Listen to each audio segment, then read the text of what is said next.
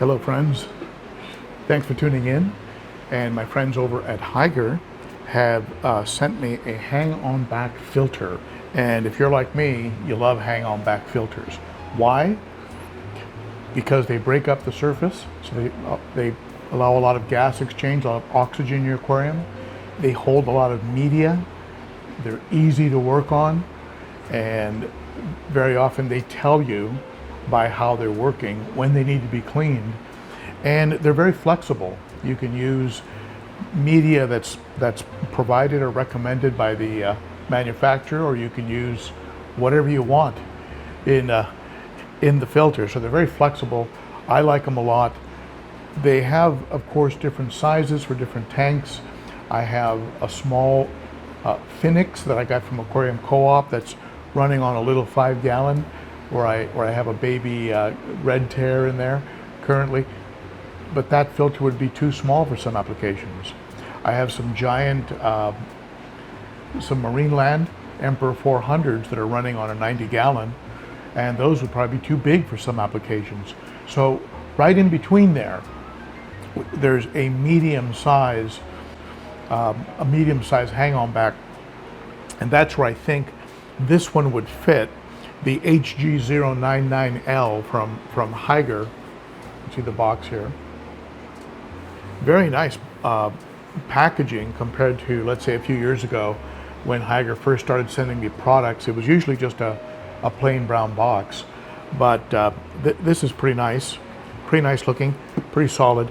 I'm not going to waste your time with a boring unboxing. Do you like watching people take things out of a box? I've got it all out already. Let's just jump right into it, and then let's put it on a 29-gallon and see how it moves water.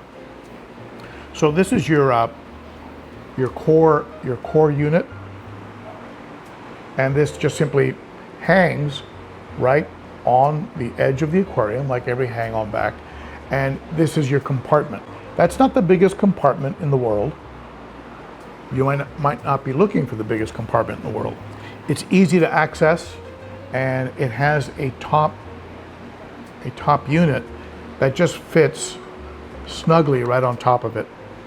One of the things I've never had before is a hang-on filter where the motor unit, the pump, is actually sitting inside the aquarium. And that's what this system is. And you can see here this is the motor, or the pump. Small and compact, but deceptively strong. It actually moves a lot of water per hour, and the pump is recommended for aquariums between 20 and 50 gallons. It says it has a 153 gallon per hour rating. That would stay pretty consistent because it's not going to be slowed down by media like in a canister filter where the water has to be pushed through media that's getting blocked. This little guy just sits in the water, so it probably stays consistent at about that level. Maybe does get blocked a little bit if the pre-filter is getting clogged up, and I'll show you what that means in a minute. And in the paperwork it says that the pump is copper wired, and so it's a better quality pump, and they say it'll last a little bit longer. They give you a 1-year warranty on the pump, okay, on the unit. And the first thing that they recommend is that you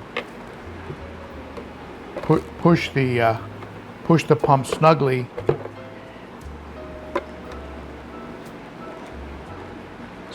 in place. So you've got that hole right here, and you've got this opening that has a little bit of a ring around it, so you would just push that on there. Now I will say right up front, I am a little bit concerned that okay, there you go. You've got to make sure you push it all the way in so it's almost flush. However, I guess this is one advantage. If there was a little bit of a break in that seal, any water, I mean, it would affect the efficiency of the pump, of course, but any water would just simply go back into the aquarium, so it wouldn't necessarily be a disaster and go all over your floor. And I don't know if you'd ever be able to detect if that was going on, because all of this is actually inside of your aquarium.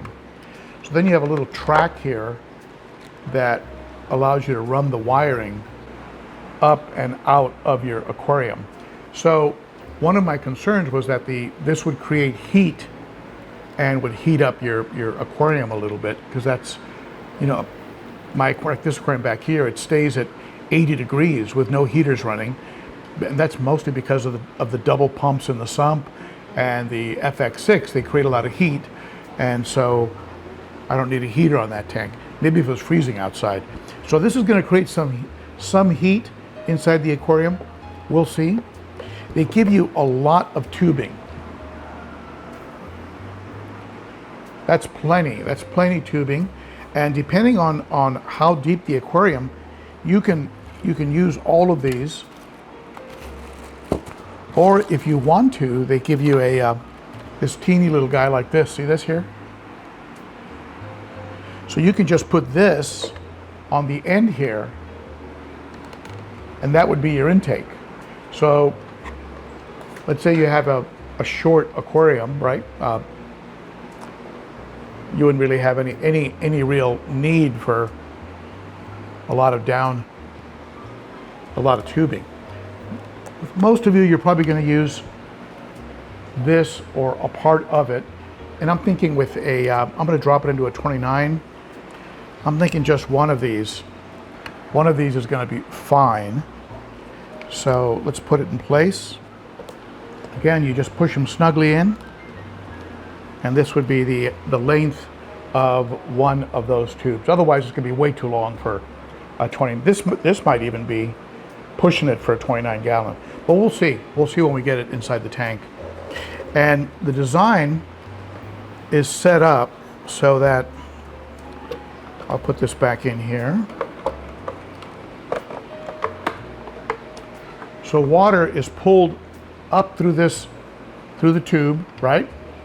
And it goes into this top compartment. Then in this top compartment, it overflows. You see back here? It's almost like a weir. There's like a cutout back here. If you can make that out. And then the water overflows through the back of this into this lower chamber. And then as this chamber fills up, it overflows into your aquarium through this opening right here. If you can make that out. That opening. Very, very unlikely that this would ever clog and overflow. I can't even imagine mechanically how that could happen. I mean, the worst case would be that this overflow compartment in the back, this little chamber that the water goes into, somehow would get blocked, and then what would happen is the water would just fill up this top compartment and then overflow this way into the aquarium. So it's almost like it's an overflow-proof design, which I like a lot. I mean, the marine lands, you really have to neglect them a long time to create a situation where they could possibly overflow. I mean, they'd have to be almost entirely blocked so that water can't go out, and it's overwhelming the middle channels that serve as an overflow. So on the inside of this, let me pull this out here. By the way, this is adjustable, which I don't really see any real value in it, but you can adjust this little area here that returns the water to this top section. It just rotates. So you can have it go straight across, you can have it go straight down, however you want. So it's just flexible. And then this is your flow control. Right now it's set to wide open, but you can set it so that it really slows down the flow. So inside here, they give you some cartridges. By the way, they do include a little pre-filter, which is nice, especially if you have small fish and fry that could possibly get caught up in there, or maybe small shrimp, or plant matter floating around. If you have hornwort that just wraps around the intake, this can help with that. It just covers it up, and this will be like this will catch your big pieces. Also, it'll capture food that the fish can then peck at before it goes into the filter. So it'll kind of protect the filter media.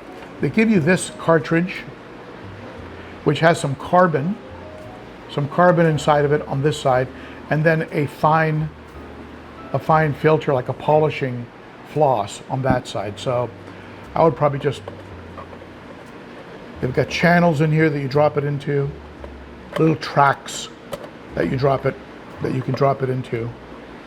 This cartridge idea is a lot like the Marineland idea. All right, so that's in place.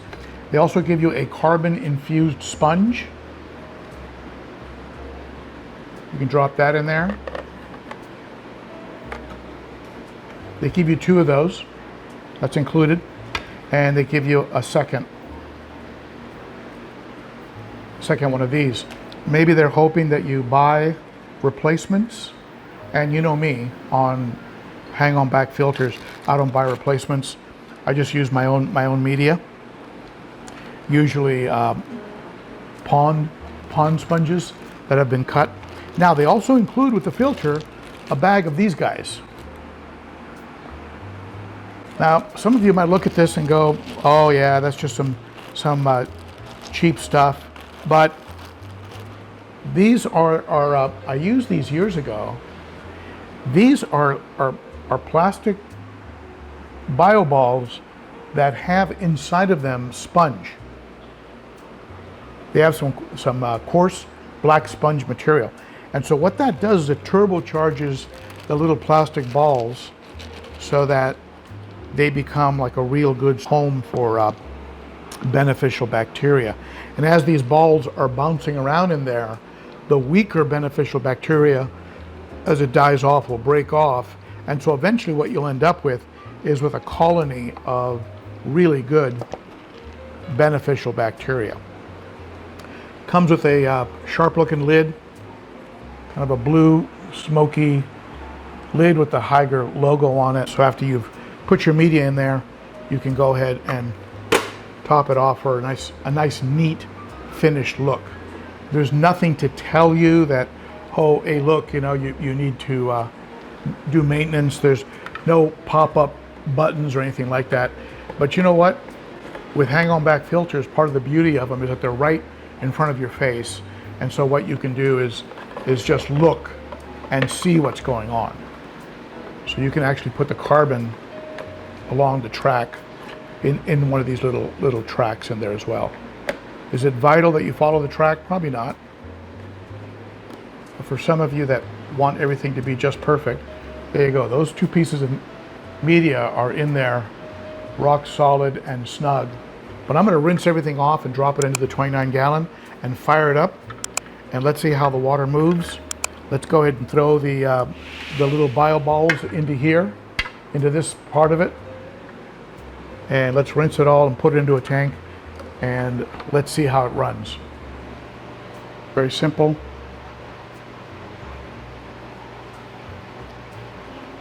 Only concern about it, or aesthetically, my only, and it's not really a major deal, but it does sit a little high. I mean, I barely cleared the cabinetry to be able to get it onto this aquarium because of the height. Compare that to a Marineland filter, which is like 3 times, of course it's 3 times the price, maybe 4 times the price, but here's a Marineland filter. There's some old Marinelands that I have on this 90 gallon aquarium. Hey buddy.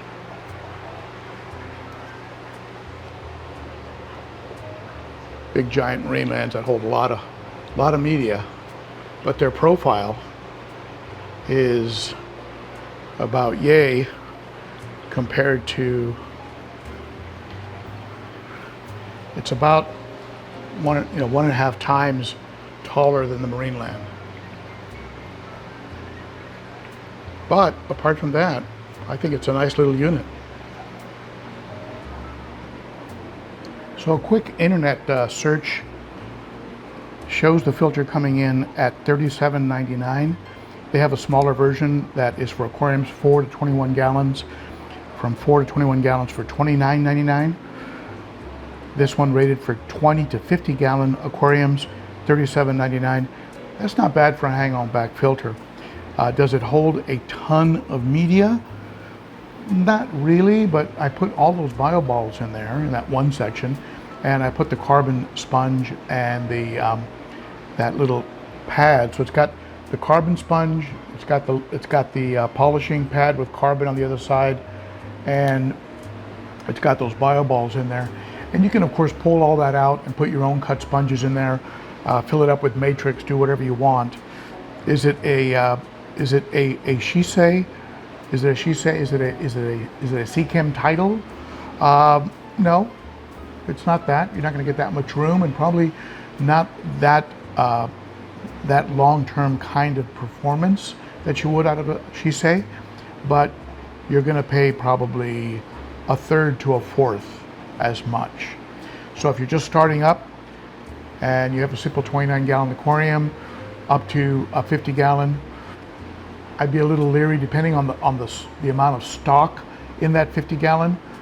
If I had a lot of stock, I'd probably put 2 of them on a 50-gallon, but certainly a very lightly stocked 55-gallon tank, certainly a 29, you'd be fine using this filter.